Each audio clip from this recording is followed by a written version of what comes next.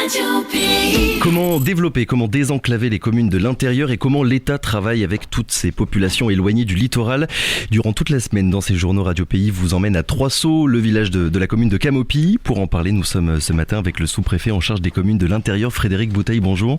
Bonjour Monsieur Zamit, bonjour aux auditeurs. Merci d'avoir accepté notre invitation, Monsieur Bouteille, pour commencer, histoire de clarifier un petit peu la situation. Les communes de l'intérieur, ça signifie combien de communes et ça représente à peu près combien de personnes ? Alors, les communes de l'intérieur, c'est un concept un peu vague, mais en gros, c'est tout ce qui n'est pas sur le littoral. Donc à partir de Regina à l'est et à partir d'Apatou à l'ouest. La population est très inégalement répartie entre l'est et l'ouest, puisque l'est en tout ça représente à peu près entre 7000 et 8000 habitants, alors qu'on peut avoisiner les 70 000 sur l'ouest. Du coup, sous-préfet en charge des communes de l'intérieur, je suppose que c'est un poste qui n'existe qu'en Guyane. C'est un poste qui n'existe qu'en Guyane, qui a été créé en 2007 pour répondre aux spécificités de la Guyane et de ses territoires qui sont non routiers et qui sont habités par des communautés amérindiennes ou bushinangé. Donc je suis l'interlocuteur pour les services de l'État des communautés amérindiennes et bushinangé et j'ai en charge plus particulièrement toutes les problématiques d'enclavement. Et en particulier les difficultés d'accès aux services publics essentiels. Ah oui, ça n'existait pas avant 2007, c'est vraiment une création qui a été faite en fonction des besoins du territoire. Oui. Frédéric Bouteille, on l'a entendu il y a quelques minutes dans le journal de 7h, il y a un nouvel outil pour désenclaver les communes frontalières du Brésil qui a été mis en place, c'est la pirogue estampillée du label France Service. Une pirogue pour quoi faire, j'ai envie de dire, pour amener quel type de service aux populations de l'intérieur ? Alors la pirogue qui a été labellisée là en décembre France Service, c'était une pirogue qui existait auparavant, qui existait à peu près depuis 2016. On a toujours assuré une présence sur ces territoires, mais à partir de 2016, on a commencé à le systématiser, puisqu'il a fallu aussi amener aux populations la possibilité de faire leur carte d'identité, leur passeport avec des données biométriques, ce qui n'était plus possible en mairie et via des données papier. Donc on amène et on assiste les mairies dans leurs compétences état civil, et se sont agrégés d'autres services comme la CAF, la CGSF, enfin la sécurité sociale, puis la direction des finances publiques, puis plus récemment le RSMA, la mission locale, toutes les administrations, les structures qui participent à l'insertion des jeunes. Bien effectivement, on a choisi d'utiliser le réseau France Service qui a été lancé en 2020, puisqu'on s'est dit que c'était pour la Guyane un outil très adapté, puisqu'on pouvait moduler l'offre, on pouvait moduler le socle des services en fonction du territoire. Donc on a fait cette labellisation pour deux choses.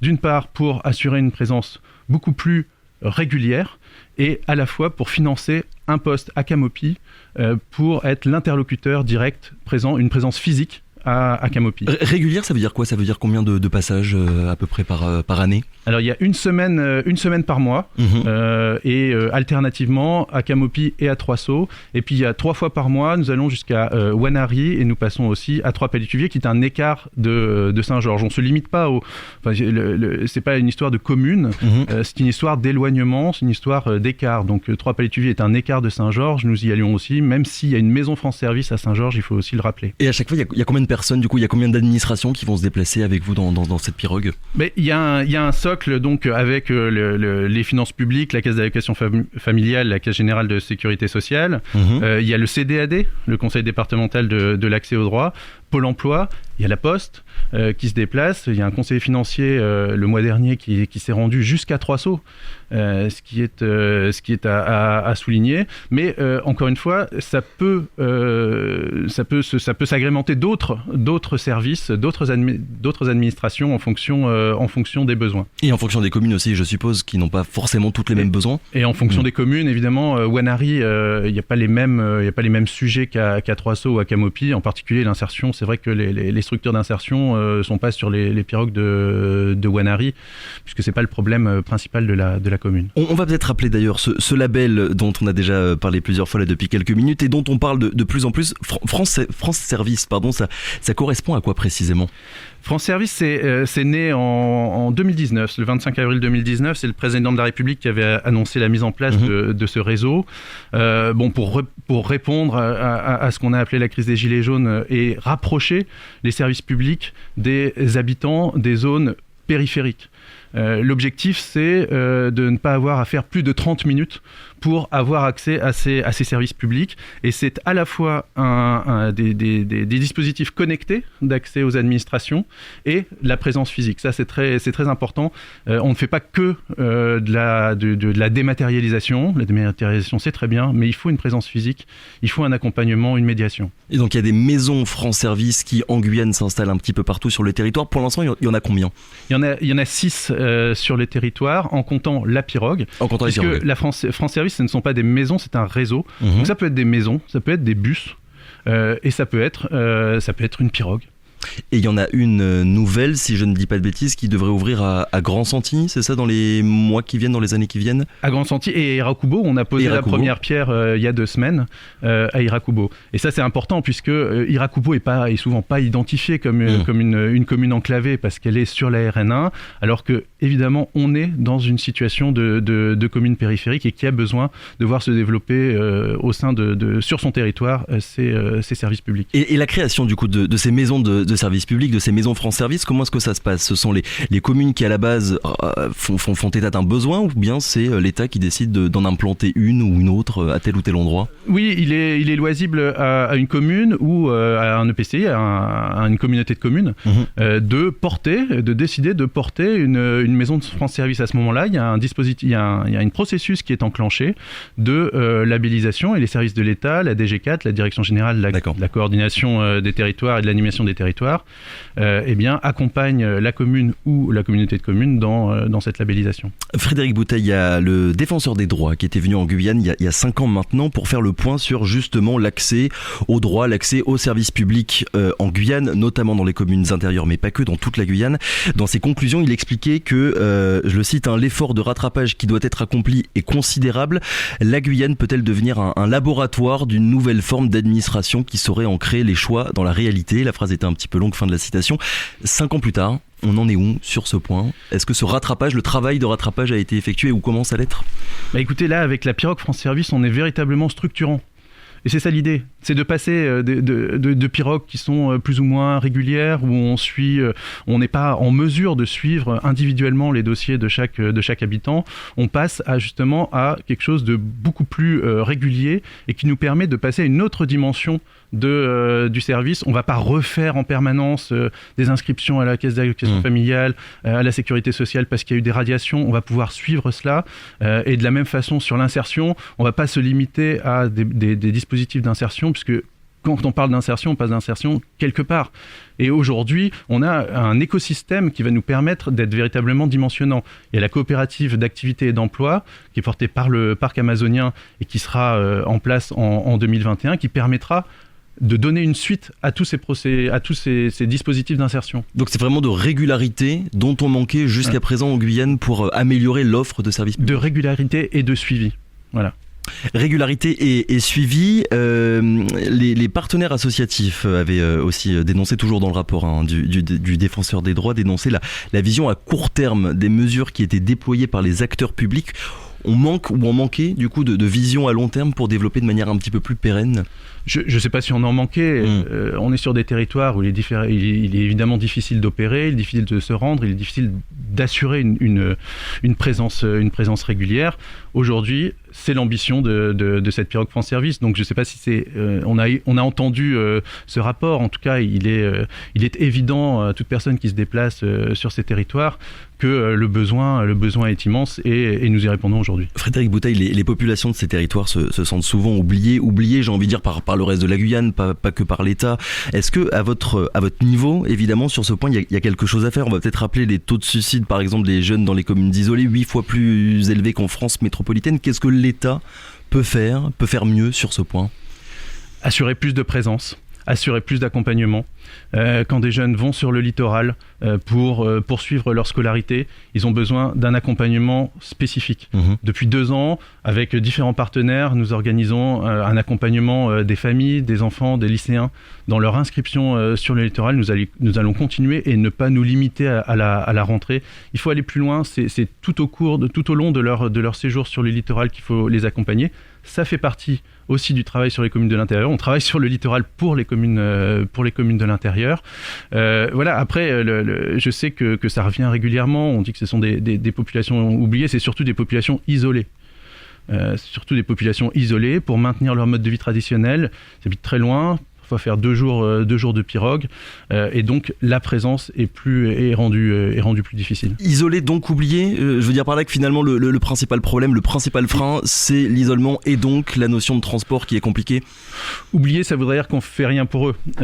Isolé, effectivement, ça nous oblige à sortir de nos schémas, ça nous oblige à innover dans notre présence, et je crois que c'est ce que nous faisons aujourd'hui. Vu que vous sillonnez, je suppose, toutes ces communes depuis plusieurs années maintenant, c'est quoi selon vous les principaux chantiers ? À chaque fois qu'on en parle, il y a des problèmes d'électricité, de santé, d'assainissement, de réseau mobile, de gestion des déchets. Est-ce qu'il y a un sujet selon vous qui vraiment est primordial par rapport aux autres ? C'est tout cela. C'est difficile de prioriser. Il faut travailler sur tout cela en même temps. Et puis ça relève d'administrations aux compétences différentes. Ce qu'il faut, c'est de la coordination.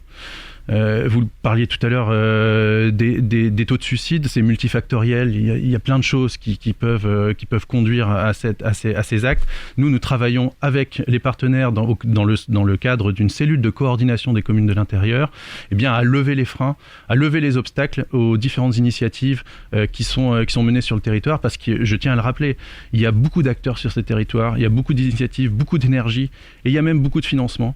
Donc la question aujourd'hui, c'est de devenir structurant et donc d'organiser et de coordonner ces efforts. Et que cette structuration, je suppose, passe par le lien avec non seulement les habitants, mais aussi avec les élus, les autorités coutumières. C'est une grande partie de votre travail ? C'est une grande partie de mon travail, et c'est aussi là la nécessité de structurer cela.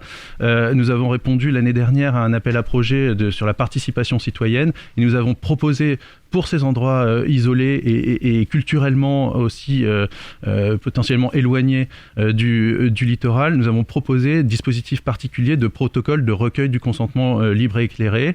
Nous mettons cela en place en 2021 parce que c'est important de protocoliser, de savoir comment on parle à ces communautés et comment on recueille leur consentement, leur avis sur les projets qui sont menés sur le territoire. Et ça ne se faisait pas avant d'essayer d'intégrer véritablement les habitants sur place ? Si, ça c'est toujours... Oui.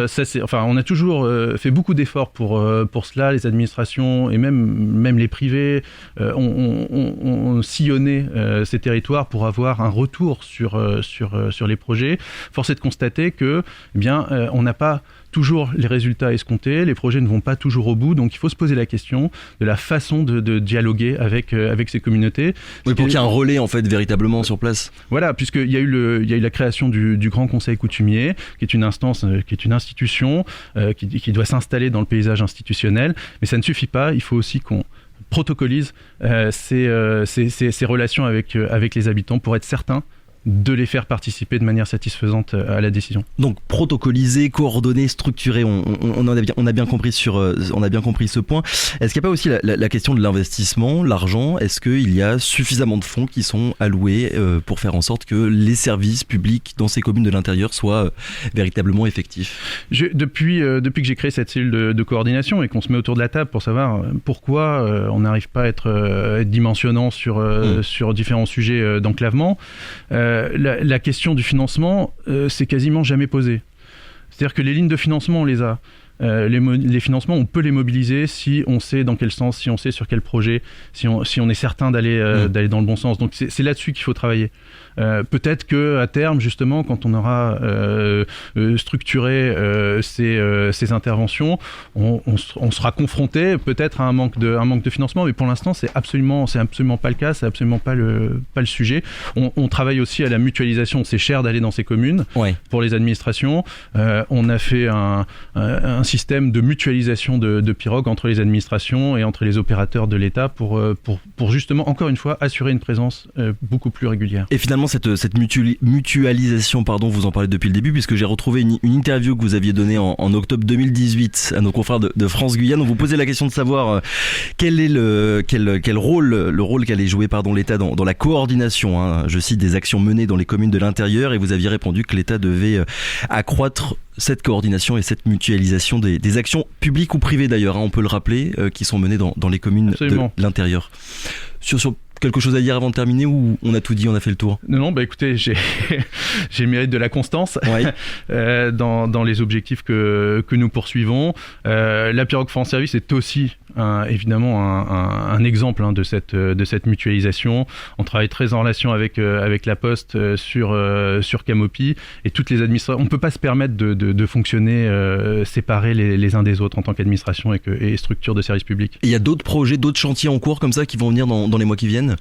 Il y a déjà, on va faire en sorte que cette pirogue fonctionne. Ouais. On verra aussi sur les territoires du Haut-Maroni quels sont les besoins, mais en fait à chaque fois, sur chaque territoire, l'idée c'est d'adapter. Donc ce qui marche sur l'Oyapock ne marcherait pas forcément sur le Haut-Maroni. Pas forcément, ou dans des modalités différentes. Est-ce que c'est plutôt une maison France Service à Maripasoula et puis une pirogue qui va dans les écarts amérindiens? C'est possible, mais cette question doit être posée avec les autorités coutumières, avec les collectivités. Adapter la réponse au territoire, on l'aura bien compris. Merci beaucoup Frédéric Bouteille d'avoir été avec nous ce matin. On le rappelle, un sous-préfet en charge des communes de l'intérieur, et on rappelle que toute la semaine dans les journaux de Radio Pays, nous diffuserons des reportages de notre collègue Florian Royer qui s'est rendu avec vous à Trois-Sauts. Merci beaucoup. Merci pour votre invitation et merci pour cette mise en avant des communes de l'intérieur. Bonne journée. Radio Pays.